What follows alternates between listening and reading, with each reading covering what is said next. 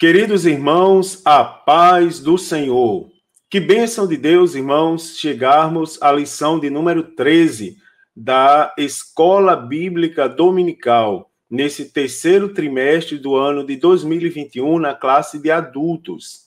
A lição de número 13, irmãos, a lição que tem por título O Cativeiro de Judá.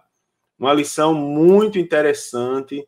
E eu convido todos os irmãos a ficarem até o final desse breve comentário, pois temos muito a aprender nessa lição, tá certo? Muito a compartilhar e muito raciocínio a ser desenvolvido aqui. Lição de número 13, o cativeiro de Judá. Amados irmãos, a leitura bíblica para essa lição está no segundo livro dos Reis, nos capítulos 24 e 25. Vamos ler no capítulo 24, dos versículos 18 a 20, e no capítulo 25, do versículo 1 ao versículo de número 10. Segundo Reis 24 e 18, diz assim: Tinha Zedequias 21 anos de idade, quando começou a reinar, e reinou 11 anos em Jerusalém. E era o nome da sua mãe, Amutal, filha de Jeremias de Libna. E fez o que era mal aos olhos do Senhor, conforme tudo quanto fizera Jeoaquim.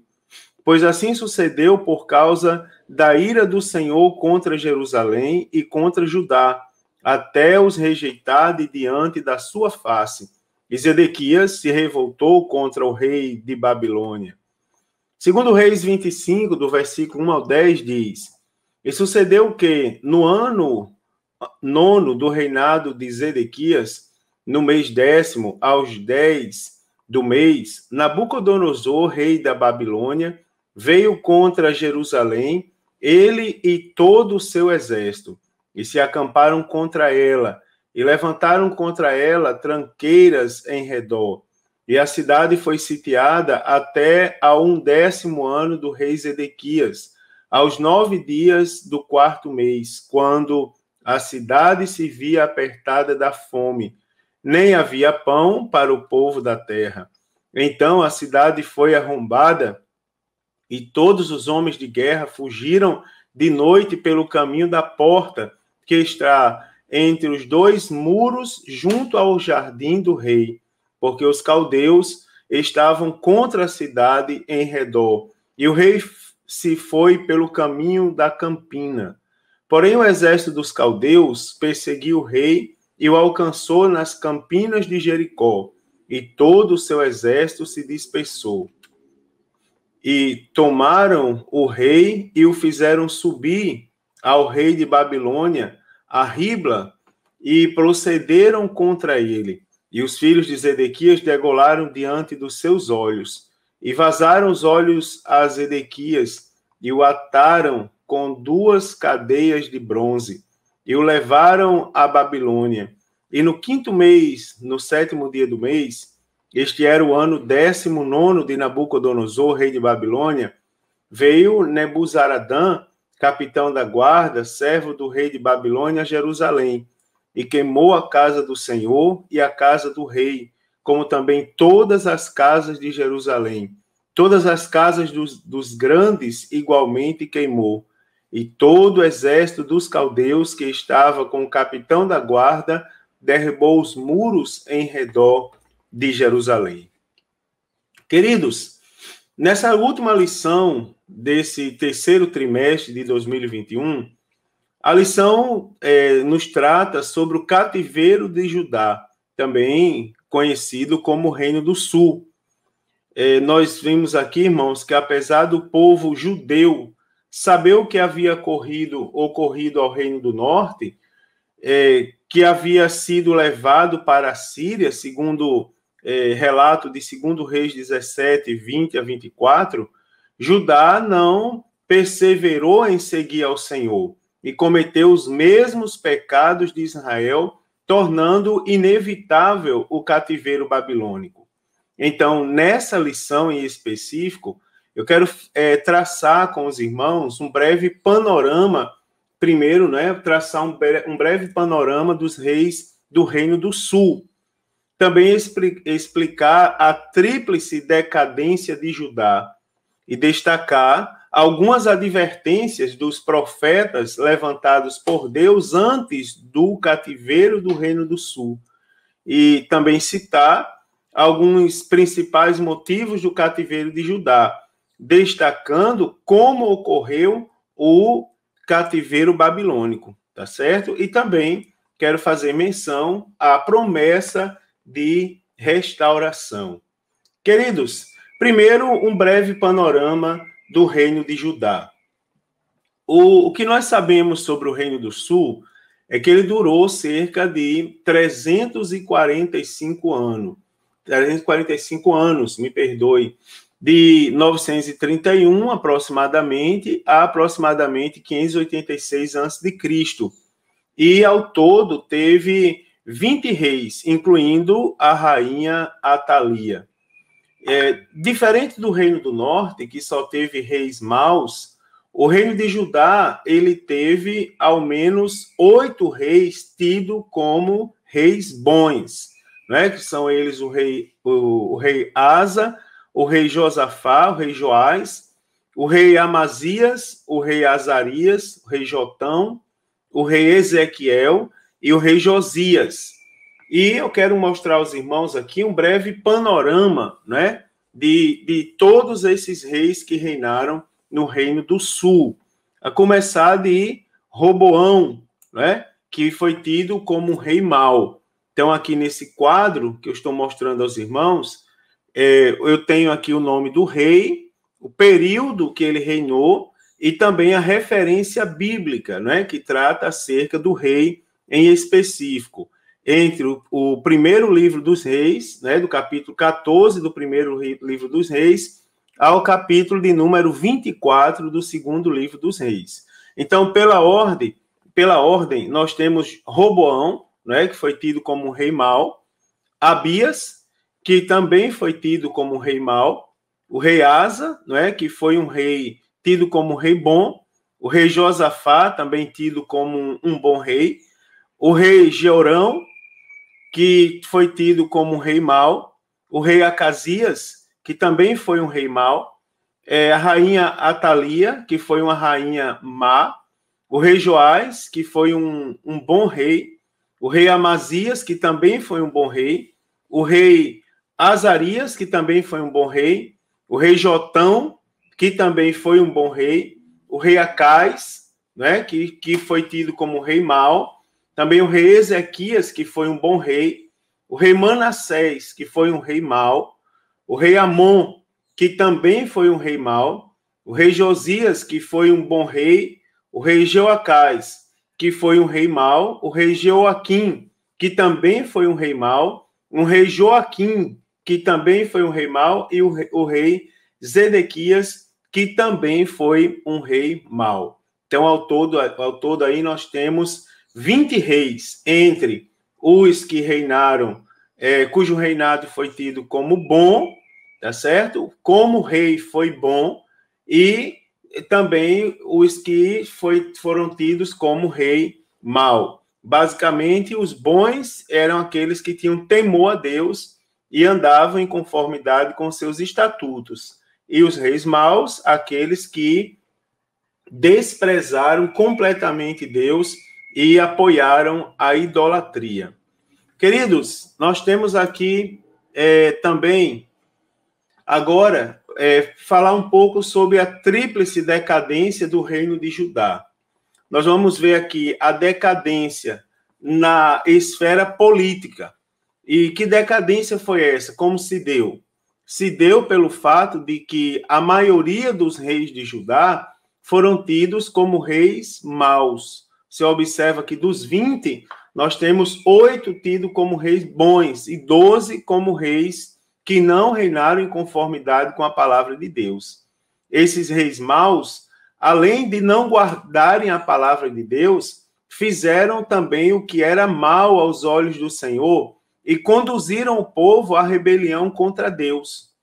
O rei Manassés, por exemplo, ele tornou a edificar os altos que o rei Ezequias, seu pai, havia destruído. Ele edificou altares a outros deuses no templo em Jerusalém, ofereceu seu filho a Moloque e instituiu agoureiros e feiticeiros em Jerusalém, provocando a ira do Senhor. Também eu posso destacar a decadência na esfera social, né? O mau exemplo dos reis de Judá, inevitavelmente, resulta em decadência social da nação. E aqui, dentre os muitos pecados cometidos pela nação, eu posso citar para os irmãos a avareza, a violência, a contenda, o litígio, a embriaguez, a imoralidade, a prostituição, o suborno e a injustiça nos tribunais. Também a situação moral de Jerusalém era tão drástica que o próprio Deus chegou a compará-la às cidades de Sodoma e Gomorra, conforme o livro do profeta Jeremias, capítulo 23, e versículo de número 14. Também eu posso destacar para os irmãos a decadência na esfera religiosa. Então, como se não bastasse a decadência nas esferas política e social, a nação ela estava enfrentando uma decadência religiosa notória, né, e indiscutível, que conduziu o povo à apostasia, ou seja, a negar conscientemente a fé no único Deus e no Deus verdadeiro. Então, a adoração a ídolos tornou-se comum em Jerusalém. Além disso, queridos, os sacerdotes e profetas falavam enganosamente em nome de Deus e profetizavam que haveria paz, prosperidade e segurança para o povo quando este achava-se em pecado diante de Deus. Você vê, né, irmãos? Aqui dá uma discussão interessante. Se compararmos aos dias de hoje. Mas eu não vou entrar nesse mérito, apenas vou dar informação aqui por que Judá estava em decadência, não é? No caso, é a tríplice decadência, sendo ela a decadência na esfera política, social e também na esfera religiosa. Queridos irmãos, nesse período, alguns profetas se levantaram para profetizar ao reino de Judá antes do cativeiro. Então, assim como aconteceu lá no Reino do Norte, Deus ele enviou profetas para advertir o povo e exortar o povo ao arrependimento. Então, dentre os profetas levantados por Deus antes do cativeiro, eu posso destacar os irmãos 3, profeta Isaías, profeta Miqueias e o profeta Jeremias, né? Primeiro, o profeta Isaías. Como os irmãos sabem, o nome do profeta Isaías significa salvação, ou salvação de Jeová, né? Então, o ministério profético do profeta Isaías foi centralizado em Jerusalém durante o reinado de 4 reis de Judá, que vai do rei Uzias ao rei Ezequias, né? Uzias, Jotão, Acais e Ezequias, segundo Isaías, capítulo 1 e versículo 1 também.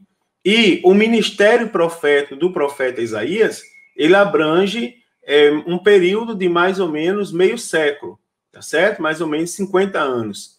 Então, o profeta Isaías denunciou e advertiu Judá sobre sua idolatria, imoralidade e injustiças sociais durante um período de prosperidade enganadora.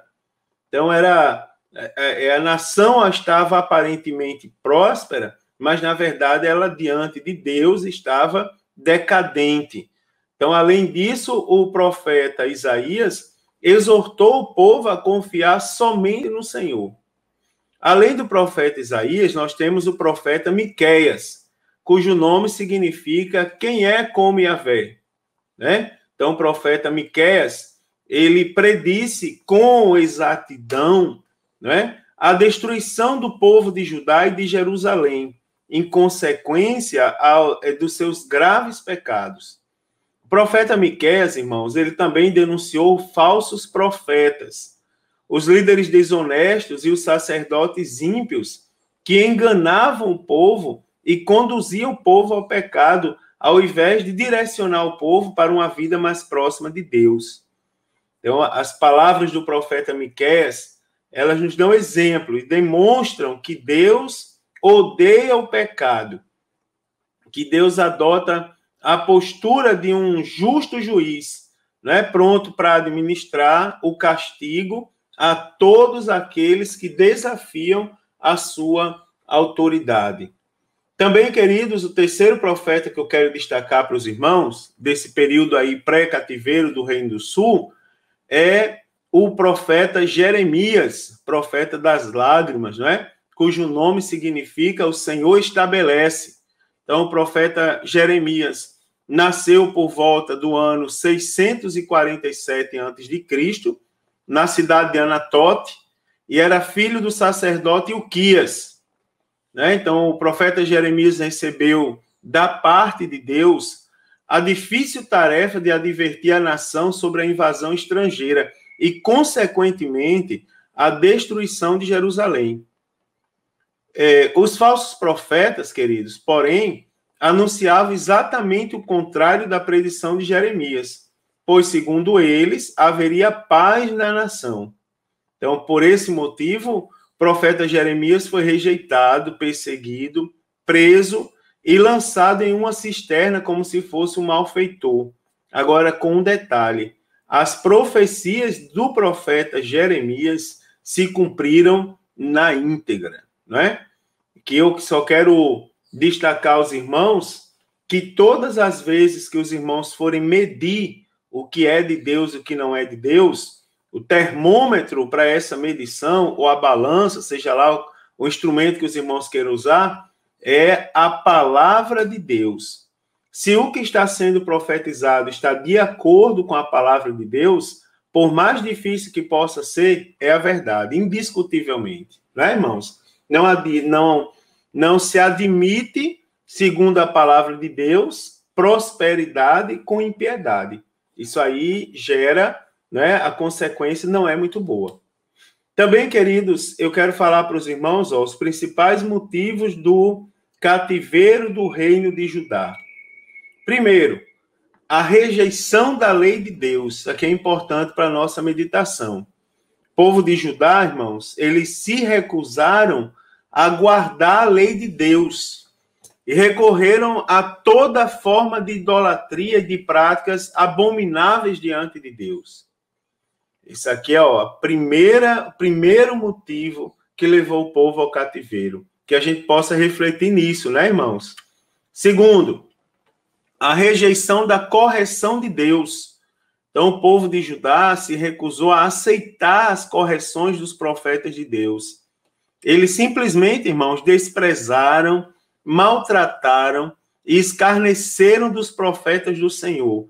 E, no lugar disso, no lugar de ouvir os profetas de Deus, eles deram ouvidos às mensagens dos falsos profetas. Sem querer entrar em qualquer mérito que seja dos dias atuais, mas ainda é hoje o que é mais fácil ouvir, ou melhor, o que mais fácil estão ouvindo, não é? Misericórdia. Aqui, como o quinto ponto da lição, quero mostrar para os irmãos algumas fases de como ocorreu o cativeiro do reino de Judá. Na primeira fase, por volta do ano 605 a.C., o rei Nabucodonosor, o rei da Babilônia, ele derrota o rei Joaquim, rei de Judá, e levou para a Babilônia muitos tesouros do templo, bem como os filhos das famílias de destaque. Inclusive, é nesse contexto que se enquadra a ida do profeta Daniel à Babilônia, tá certo? Daniel, não é? Dentre os jovens que foram levados, foram jovens nobres, bonitos, de aparência, formosos, e entendidos de toda ciência e sabedoria, né? Que pudessem ser treinados para um dia estarem diante do rei da Babilônia. Então, dentre eles foi Daniel. A segunda fase ocorreu por volta do ano 597 a.C., quando o rei Nabucodonosor veio de novo para Jerusalém e levou os demais tesouros, bem como o rei Joaquim e também 10.000 judeus. Dentre esses que foram levados, havia conselheiros, nobres, oficiais e homens de destaque social, que foram levados para o cativeiro, né, babilônico. Então, dentre esses cativos estava também o profeta Ezequiel. A terceira fase, que eu posso destacar para os irmãos do cativeiro, ocorreu em 586 a.C., quando os babilônicos reapareceram em Jerusalém. Então, eles incendiaram a cidade, derrubaram as suas muralhas, vazaram os olhos do rei Zedequias e o levaram acorrentados para a Babilônia, junto com outros 832 cativos. Então, não sobrou no país senão o resto, digamos assim, não é? Ou a classe mais pobre da nação, não é, irmãos? E aí, essa história, inclusive, vai continuar com esses que ficaram ali, não foram levados cativos para o exílio da Babilônia. E a quarta fase ocorre em 581, por volta do ano 581 a.C., 5 anos depois de incendiarem Jerusalém. Os babilônicos reaparecem mais uma vez e levam mais 745 cativos, mesmo depois de um grupo considerável, incluindo Jeremias, haver fugido para o Egito.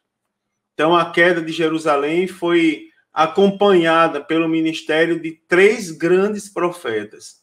Foram eles o profeta Jeremias, o profeta Ezequiel e também o profeta Daniel. Queridos, e para terminar esse comentário bem interessante sobre essa lição desse domingo, a lição número 13, também há uma promessa de restauração para o reino de Judá, né? Então, o Senhor, por intermédio do profeta Jeremias, ele também enviou uma esperança, uma mensagem de esperança, né, para Judá. Eu acho que a mais famosa dela é Jeremias 33:3, né? Acho que é a promessa mais conhecida, o trecho mais conhecido dessa promessa. Então, essas referências, elas relacionam-se com as alianças entre o Senhor e os antepassados de Israel, as quais garantiram a continuação da casa de Jacó e a linhagem real de Davi. Então, nós temos, irmãos, que mesmo numa época em que já não havia justiça no país e o paganismo, né, estava se proliferando a cada dia de maneira descarada, o Senhor, ele assegurou por meio do profeta Jeremias que suas alianças eram tão invioláveis quanto o fato natural de o dia seguir a noite, né? Conforme Jeremias 31, versículos 36 e 37, e também Jeremias 33, versículos 20 ao 26. Então, no livro das Lamentações do profeta Jeremias, o profeta Jeremias aponta pelo menos 2 razões para termos a esperança. Primeiro, é que a ira do Senhor é de curta duração, mas a sua misericórdia não tem fim. E segundo motivo para termos esperança, é que o Senhor é bom e misericordioso para com aqueles que nele esperam com humildade e arrependimento sincero de coração. Que lição maravilhosa, né, irmãos? Que lição rica em ensinamentos. E para concluir, eu quero falar para os irmãos lembrar os irmãos, né, que o cativeiro de Judá, ele trouxe consequências drásticas e prejuízos irreparáveis para o povo judeu, como a gente pode ver lá no livro das Lamentações do profeta Jeremias. Olhe, além da destruição do templo e da cidade de Jerusalém, ocorreram muitas mortes, fome, desprezo e miséria para os poucos que ficaram na terra, além da deportação para a Babilônia da grande maioria do povo judeu. Então, tudo isso, irmãos, poderia ter sido evitado se o povo de Judá, né, e de Jerusalém atentassem para a palavra de Deus e para a mensagem dos santos profetas de Deus, né? E também foram escritas para servir de alerta, de advertência, não apenas para o povo judeu, mas também para cada um de nós, inclusive nos dias de hoje, né? Que Deus tenha misericórdia da nossa vida e que possamos ter a nossa vida transformada, irmãos, a partir do conhecimento dessa lição, que é de grande valia, de grande importância à nossa vida de fé. Queridos irmãos, vou ficar por aqui, o trimestre se acaba com a lição 13, mas a próxima semana eu já quero voltar, se Jesus não tiver voltado para levar a sua igreja, eu já quero estar aqui com os irmãos para comentar a primeira lição do trimestre que vem. Dessa lição 13, dê uma olhada, leia a revista, reflita nos comentários, em tudo que foi falado, não é? Tire suas conclusões, anote suas dúvidas e contribua com a aula do seu professor, tá certo? Vai ser uma aula muito bonita, uma aula muito proveitosa, tenho certeza disso. E aos professores, é hora de sentir falta dos alunos, não é? Verificar certinho a frequência, quem frequentou, quem não frequentou, entrar em contato e manter a turma unida para começar o 4º trimestre desse ano, todos no mesmo propósito, como alunos da Escola Bíblica Dominical. A paz do Senhor, queridos, uma boa aula e um forte abraço a todos, em nome de Jesus.